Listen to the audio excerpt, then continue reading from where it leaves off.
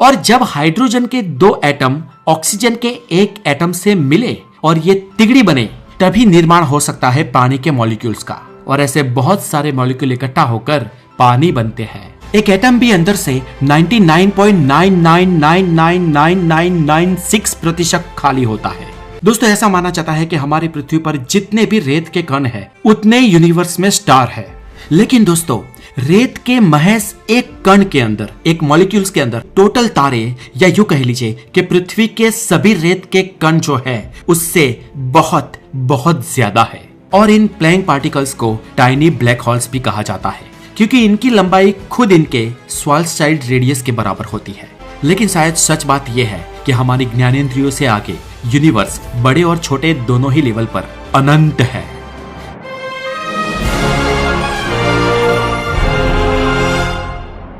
दोस्तों, मान लो कि ये इतनी बड़ी चट्टान को हम तोड़ना शुरू कर दें और हम इसे तोड़ते जाए तब तक तोड़ते जाए जब तक ये बड़ी सी चट्टान छोटे छोटे पत्थरों में बिखर नहीं जाती। अब दोस्तों, इससे भी आगे जाकर अगर इन छोटे छोटे पत्थरों को भी हम और ज्यादा तोड़ते जाए तो ये और भी छोटे पार्टिकल्स में टूट जाएगी और ये बन जाएगी बारीक रेत। अब दोस्तों, हम इस बालू या रेत को भी और ज्यादा क्रश करें और ज्यादा तोड़ते जाए तो ये धूल बन जाएगी, जो होगी रेत का भी एक बारीक हिस्सा। तो क्या आप दोस्तों इस तरीके से किसी पार्टिकल को तोड़ते ही जाना हमेशा के लिए पॉसिबल है? क्या हम इसे इनफाइनाइटली तोड़ते जा सकते हैं, या फिर इसकी भी कोई लिमिट है? मतलब कि किसी पार्टिकल को तोड़ते तोड़ते क्या ऐसा समय आ सकता है जब इसे और तोड़ना पॉसिबल ही ना हो? अगर दोस्तों आपको ये लगता है कि ये सवाल हम आधुनिक इंसानों को ही आया है, तो ऐसा नहीं है। ये सवाल हम इंसानियत के दिमाग में पिछले हजारों सालों से आया है, जब से इंसान का दिमागी विकास हुआ तब से। लेकिन रिकॉर्डेड हिस्ट्री में, रिटर्न फॉर्म में इसके एक्सप्लेनेशन की शुरुआत होती है आज से करीब 2500 साल पहले। भारत में रहने वाले एक ऋषि या उस समय के वैज्ञानिक महर्षि कनाद ने कहा था कि इन पार्टिकल्स को हमेशा के लिए तोड़ते ही जाना संभव नहीं है। इनफैक्ट एक समय ऐसा भी आएगा जब पार्टिकल्स को और तोड़ना पॉसिबल नहीं होगा। अंततः एक फंडामेंटल पार्टिकल होगा जिसे और ज्यादा नहीं तोड़ा जा सकेगा, और महर्षि ने इसे नाम दे दिया परमाणु, जिसे आज हम इंग्लिश में एटम के नाम से जानते हैं। इसके बाद आगे चलकर इन्हीं की विचारधारा के एक और महर्षि कात्यायन हुए, और महर्षि कात्यायन ने यह बताया कि अलग अलग परमाणु अलग अलग कॉम्बिनेशन बनाकर हमें अलग अलग मैटर यानी कि अलग अलग तत्व देते हैं। मतलब कि उन्होंने ये कहा कि हमारे संसार में जो हमें ये विविध चीजें दिखाई देती है, ये सभी चीजें शायद एक ही मैटर के अलग अलग कॉम्बिनेशन से बनी हुई हो सकती है। दोस्तों, महर्षि कात्यायन ने कही ये बात हजारों साल पहले भारत की भूमि पर हुआ एक बहुत ही बड़ा फिलोसॉफिकल डेवलपमेंट था, जो बेशक हमारे लिए गर्व की बात है। लेकिन महर्षि कात्यायन के समय के दौरान ही ग्रीक में 2 और महान फिलोसोफर भी हुए थे, जिनमें एक थे लियोसेपस और उनके एक स्टूडेंट थे डेमोक्रिटस। इन दोनों ने भी इसी तरीके की बात कही थी, और उन्होंने भी इस इनडिविजिबल पार्टिकल यानी कि जिसे हम परमाणु कहते हैं, उसे उन्होंने अपनी भाषा यानी कि ग्रीक भाषा में नाम दे दिया एटोमॉस। और इस एटोमॉस शब्द का मतलब होता है इनडिविजिबल, यानी कि जिसे काटा या तोड़ा नहीं जा सकता है। और ये एटोमॉस शब्द बाद में जाकर इंग्लिश में एटम के रूप में अस्तित्व में आया।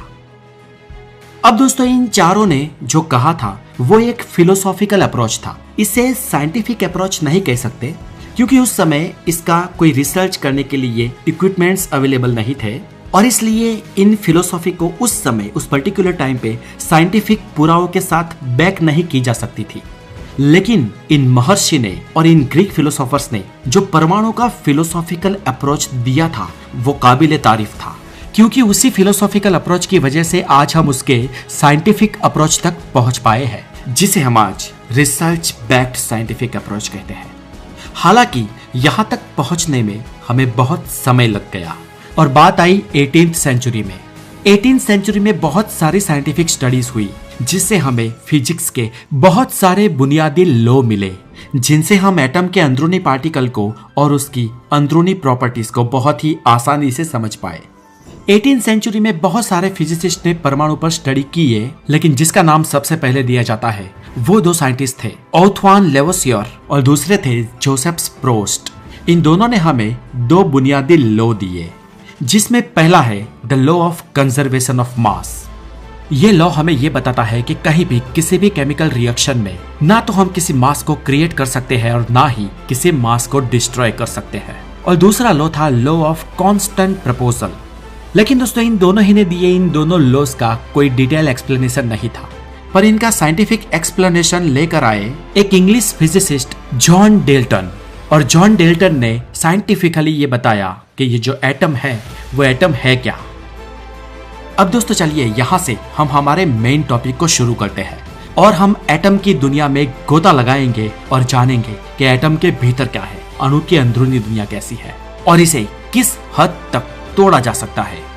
तो दोस्तों बेसिकली शुरुआत से ही समझ लीजिए कि कुछ इंडिविजुअल एटम जो होते हैं वो मिलकर इकट्ठे होकर एक मॉलिक्यूल्स बनाते हैं। एटम से बड़ा होता है मॉलिक्यूल्स यानी कि जैसे मैंने आगे बताया ना, किसी बड़ी चीज के टुकड़े टुकड़े कर दिया जाए तो शेष जो उसके अवशेष बच जाते हैं उसे बहुत ही छोटी इकाई यानी कि मॉलिक्यूल्स कहा जाता है।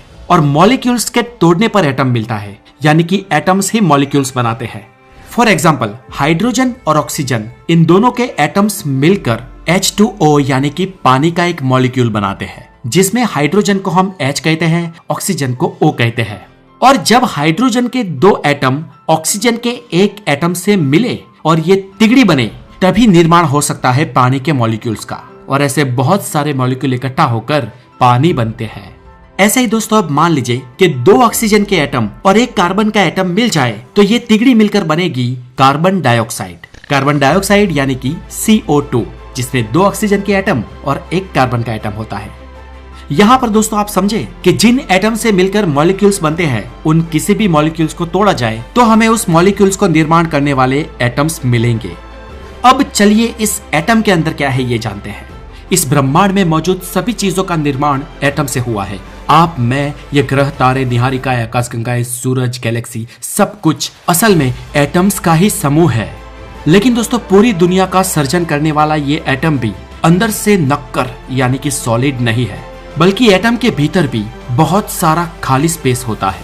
एक एटम भी अंदर से 99.99999996% खाली होता है। अब यहाँ से चलिए दोस्तों आपको इससे भी आगे एटम के भी भीतर की सब एटॉमिक दुनिया में ले जाते हैं। अगर इंसान का औसत वेट 70 किलोग्राम मान ले तो उसमें करीब 7 ऑक्टेलियंस एटम होंगे। दोस्तों ऐसा माना जाता है कि हमारी पृथ्वी पर जितने भी रेत के कण हैं, यानी कि गांव, पहाड़, रेगिस्तान, जमीन और समंदर के पानी के भीतर भी रेत के जितने भी कण हैं, उतने यूनिवर्स में स्टार है। लेकिन दोस्तों रेत के महज एक कण के अंदर, एक मॉलिक्यूल्स के अंदर कितने एटम होते हैं, ये बात अगर पूछी जाए तो रेत के एक कण के भीतर एटम की कुल संख्या यूनिवर्स में मौजूद टोटल तारे या यूं कह लीजिए कि पृथ्वी के सभी रेत के कण जो है उससे बहुत बहुत ज्यादा है।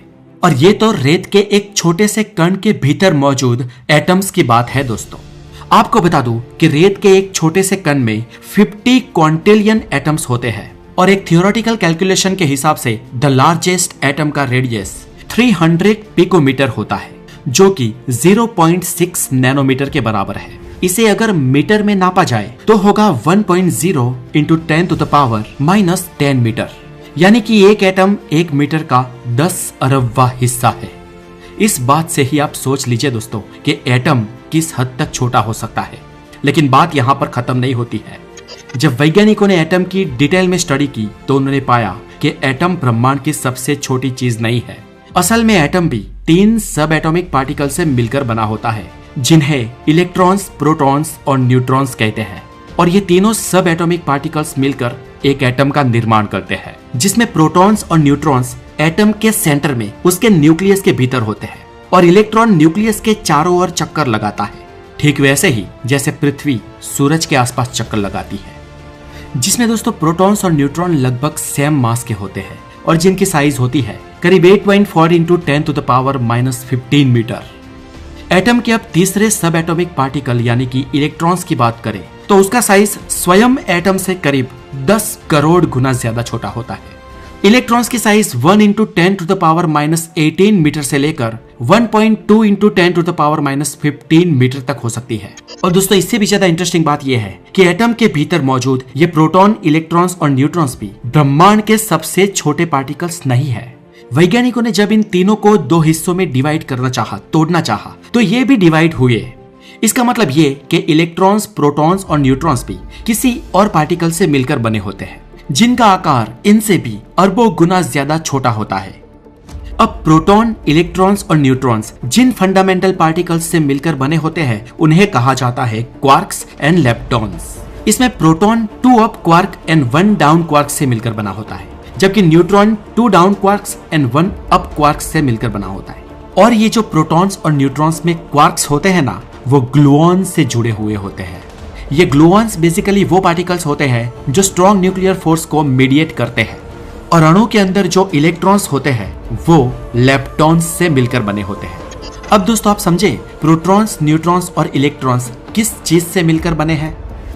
दोस्तों क्वार्क्स एंड लेप्टॉन्स का साइज अभी कंफर्म नहीं किया गया है, यानी कि थियोरेटिकली हम इनके साइज के बारे में जानते हैं, इन्हें प्रायोगिक पुष्टि नहीं मिली है अभी तक। फिर भी चलिए इसकी थियोरेटिकल साइज के बारे में अगर आपको बताऊं तो क्वार्क्स का साइज होता है 1 इंटू 10⁻⁻19 मीटर। प्रोटॉन्स और न्यूट्रॉन्स का निर्माण करने वाले ये क्वार्क्स एटम से तो खरबों गुना ज्यादा छोटे होते हैं, लेकिन फिर भी ये लेप्टॉन्स से साइज में थोड़े बड़े होते हैं। Leptons size 1 into 10⁻⁻24 metre. दोस्तों मैटर के 12 बेसिक बिल्डिंग ब्लॉक्स में लेप्टॉन्स सबसे छोटे हैं। इनका आकार बेहद ही छोटा है।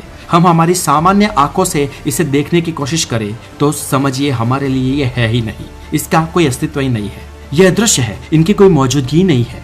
लेकिन भौतिकी की बेहद सूक्ष्म और बेहद दुर्लभ दुनिया में इनका वजूद है।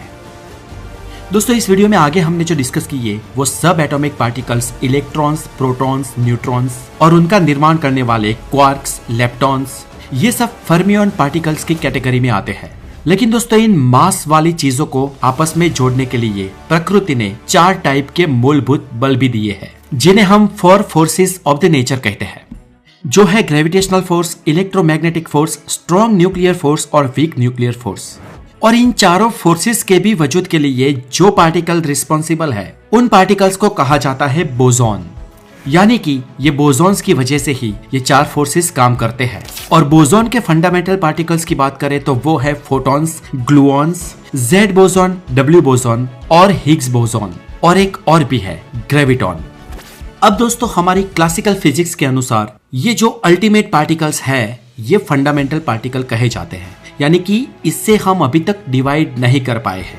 लेकिन इसका मतलब ये नहीं कि ये डिवाइड ना होते हो, क्योंकि इन फंडामेंटल पार्टिकल्स के बाद ही एक बेहद ही सूक्ष्म दुनिया की शुरुआत होती है। जहां क्लासिकल फिजिक्स खत्म हो जाता है वहीं से शुरू होता है क्वांटम फिजिक्स। और इन क्वांटम फिजिक्स की दुनिया में एक बेहद ही छोटी साइज की कल्पना की गई है जिसे कहते हैं प्लैंक लेंथ, जहां पर प्लैंक पार्टिकल्स होते हैं। और इन प्लैंक पार्टिकल्स को टाइनी ब्लैक होल्स भी कहा जाता है, क्योंकि इनकी लंबाई खुद इनके श्वार्ज़चाइल्ड रेडियस के बराबर होती है।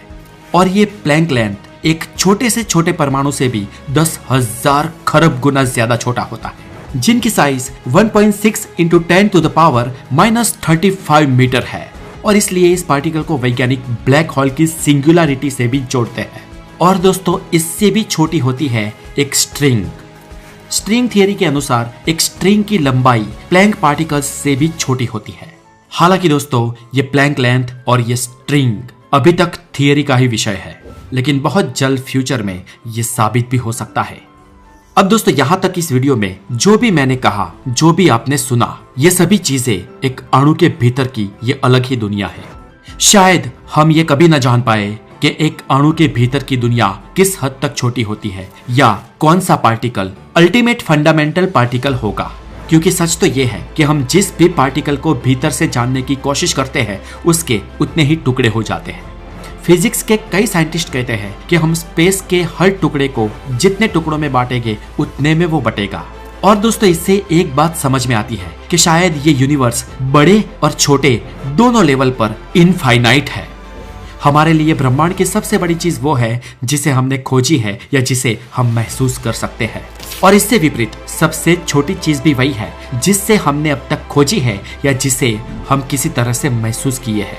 लेकिन शायद सच बात यह है कि हमारी ज्ञानेंद्रियों से आगे यूनिवर्स बड़े और छोटे दोनों ही लेवल पर अनंत है। सो फ्रेंड्स, आज के लिए इतना ही। ये वीडियो आपको कैसे लगी हमें कमेंट में जरूर बताएं। इसे शेयर करें, लाइक करें और अगर आप नए हैं तो हमारे चैनल द नॉलेज को सब्सक्राइब जरूर कर दें। आगे मिलेंगे ऐसे ही साइंटिफिक और हेल्दी एक और नॉलेज के साथ। तब तक अपना बहुत सारा ध्यान रखें। Have a wonderful day. Take care.